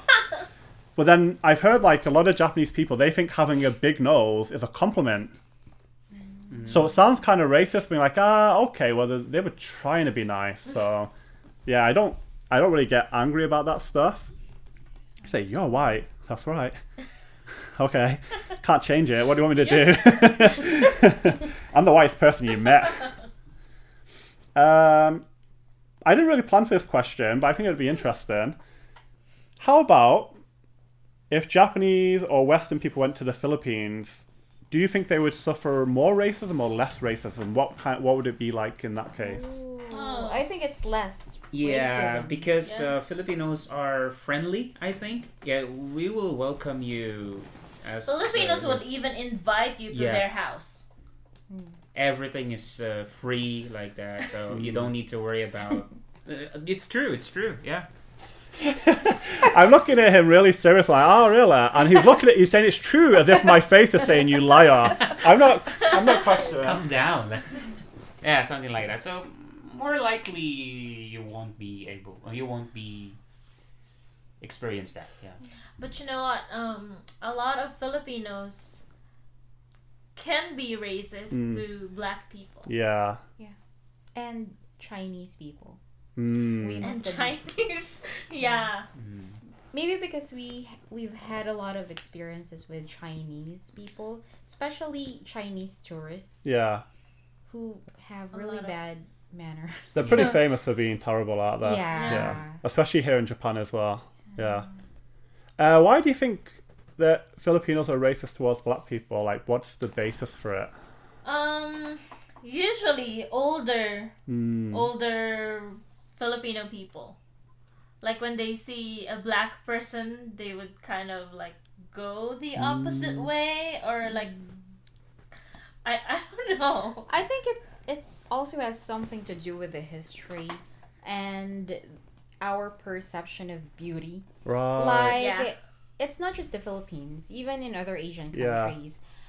A lot of Filipinos would try to whiten their skin. I'm Yeah. also guilty of that at Yeah, some yeah. point. Me too. We want to I'm you not. too. Yeah. So Filipinos, ideal beauty Yeah. is White skin. a girl with white skin, like Koreans, those who are like thin, and it's not. I didn't have any bad experience yet, like a Right. terrible experience with black people. Yeah. It's just that maybe that's how we were raised. like it's the culture. Like if you are thin, if you have white skin, you're Yeah. beautiful. You're beautiful. Yeah. Yeah. Yeah. Even those If you who have dark skin, you're ugly. yeah, if you have dark skin, you're ugly.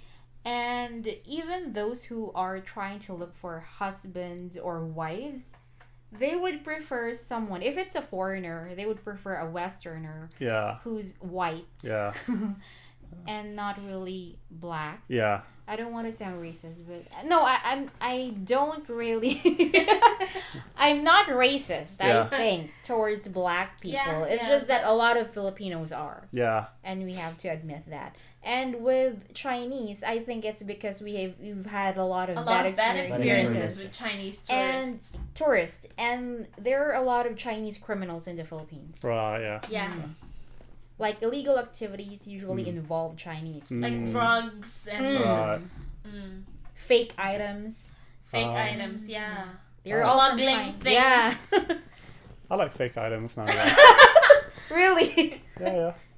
Actually, where I live in the UK, one of the biggest places for counterfeiting is like 10 minutes walk from my house, and the police raid it a few times every year, and it's still there. Yeah, I've been there. So when you're poor and you want to like look good, you buy it. Yeah, I don't know. I think in terms of, if we're talking about not really racism, but standards of beauty, that you hold for yourself, not just for black people or for Western people or whoever. I don't think it's really racism. It's more like preference, I think. And the reason I say that is I think white people tend to like people with darker skin. So white women will do sunbathing all the time. True, yeah. Men Getting tan. don't really do that, Tanned. but it's because men don't really get into cosmetics and that stuff.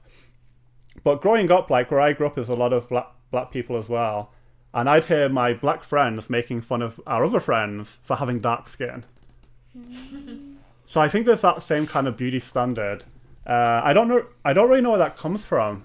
Like I always, I try to like learn about that stuff, and I hear, it's because white people have set like beauty standards and it's kind of racism.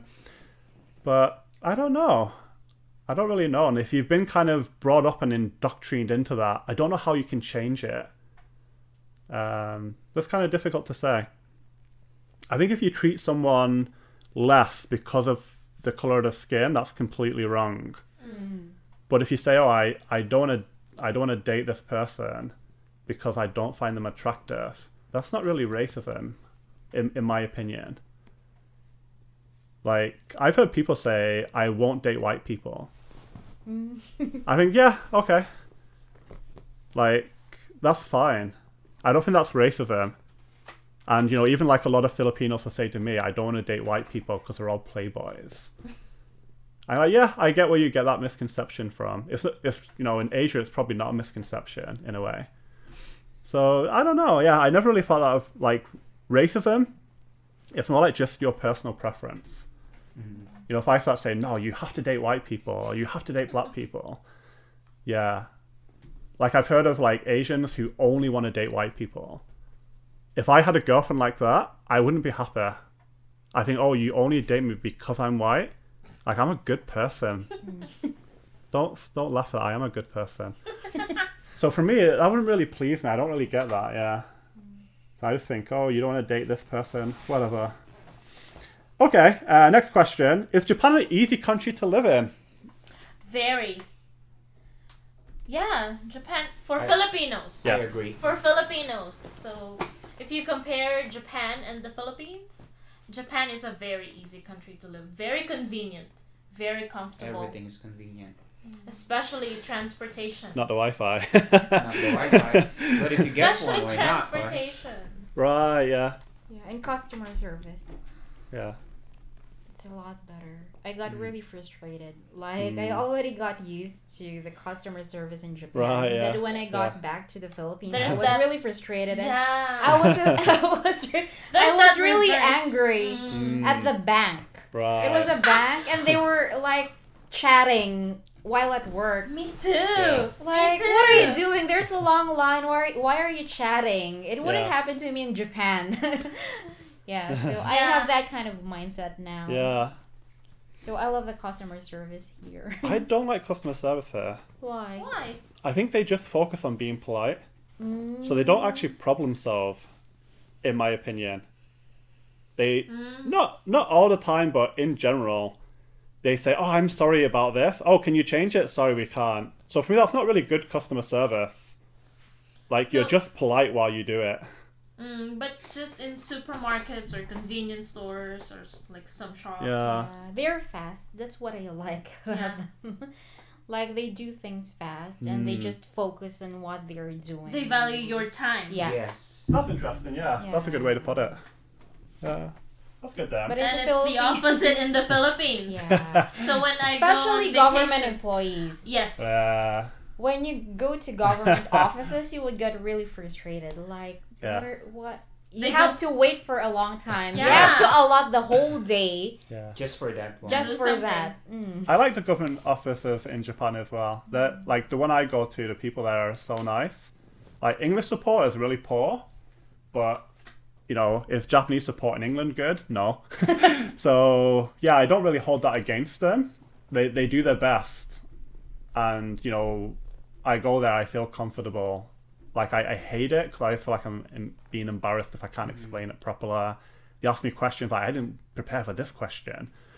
But yeah, I agree with that. I think they're much nicer. Yeah. Yes. Government workers in the UK, piece of shit. Even in the Philippines, they easily get irritated if you ask a lot of questions. Yeah. Yeah. But Even here- if you're the customer. Yeah, Yeah. even And if you you're the ask them customer. questions. They can be rude. Yeah. That's kind of funny. And I'd they're probably- not patient. Yeah. I'd probably Unlike fight here. every day. Like, jumping over the desk. That's quite Yeah, so interesting. Japan is better. Of course. A lot better. Of course, Yeah. of course. Yeah. Yeah. Apart from the language, of course, everything Yeah. is okay.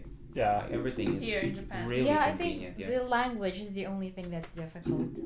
Maybe if we could speak Japanese, we would probably say more. Yeah. You know? Yeah. I mean, like, Yeah. what treatment can you get from, let us say, from the post office, like that, and so Yeah. on? Because as of now, we could say good things because they just do. Yeah. Like what you went for there, Yeah, what yeah. you go there for. But apart from what they're saying, yeah, everything is okay. I can That's say. good, I think. Here's a big question. So, we've talked about this a little bit, like the barriers of it. People back home probably think that you're rich because you're working in Japan. But I'd like you to tell us about the actual cost of living in Japan. So, what your salary could buy in the Philippines and what it actually buys you in Japan. We're rich. We're rich, we're not. What? Well, of course, there's a very big difference Mm. in salary in Yeah. the Philippines and Yeah. in Japan. I'd say what my salary in Japan can buy in the Philippines, a month's worth can buy what? Can buy. Brand new motorcycle. Yeah, brand new motorcycle. Wow. I can say that. Yeah, that's pretty big. A month's salary. Yeah, that's true. Yeah. Like, Right? yes. Hmm. And yeah. And Yeah, what else? No, I mean, how much more do you earn here in Japan? Like your 1 month salary here is okay. for like So I can say that my 1 month salary here is like 7 month salary in the salary in Philippines. the Philippines. Right. That's Something like that. pretty very huge. big Yeah. difference. You can buy a brand new camera. Yeah. It's more expensive, you know. Everyone knows that, but Hmm.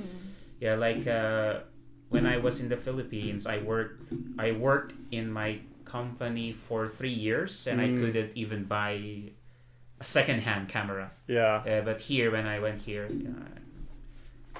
I was able to buy it, and maybe With change. yeah, something like that. Yeah, I think that's kind of interesting. So, do you think it's pretty much true that you're rich here living in Japan? No. If you use your money, your salary, if you use the money here in Japan, you're not. Yeah. Yeah, but if you use your money in the Philippines, you are. I can say. Yeah. Because having that 75,000 monthly in Japan, which you cannot get Yeah. in the Philippines, Mm. so I can say that. We probably earn more, like, than the managers in the Philippines. Yeah. That's I mean, true. I'll be honest with you. You That's probably earn more than the managers here in Japan. Hmm? I know. I was. Really? Yeah. Oh, really? Yeah. Like the Japanese staff are paid really poorly. Yeah. I think I was being paid, like as a base salary, about 40,000 more than the counselors were being paid. Ooh. I think that's true. Because when I asked, not really directly, the counselor that I used to work with, Yeah. she said, I told her that no, I'm poor, this is just my salary. And she said, we're the same. Yeah. So I thought she was earning more, but actually it's not the case. Yeah. And like her salary doesn't include like her rent being paid. Rent and Yeah. taxes. Yeah. Yeah. So I thought they should be paid more, and they should have been getting like bonuses for like sign-ups and that kind of thing. Mhm. Yeah, that should have been better. Yeah. Yeah, so are we going back to the Philippines to work there? No. Yeah. No, definitely not. No. I'll Yeah. stay here as many years as I want, as I can. Yeah. Yeah. Forever. Forever! Wait, why not, right? If there's an opportunity for us, like why not?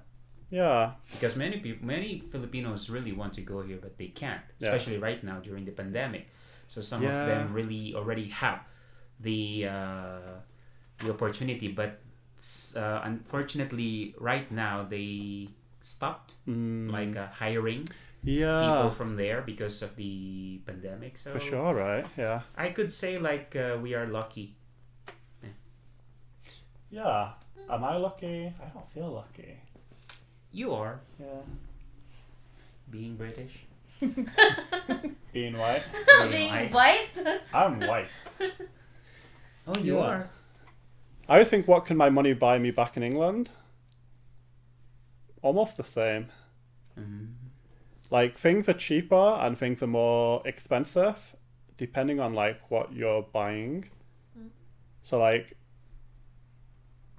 what you pay to rent your apartment in Japan, you'd pay about the same in the UK, but instead of like a 1-room apartment, you'd get like a 2-bedroom house.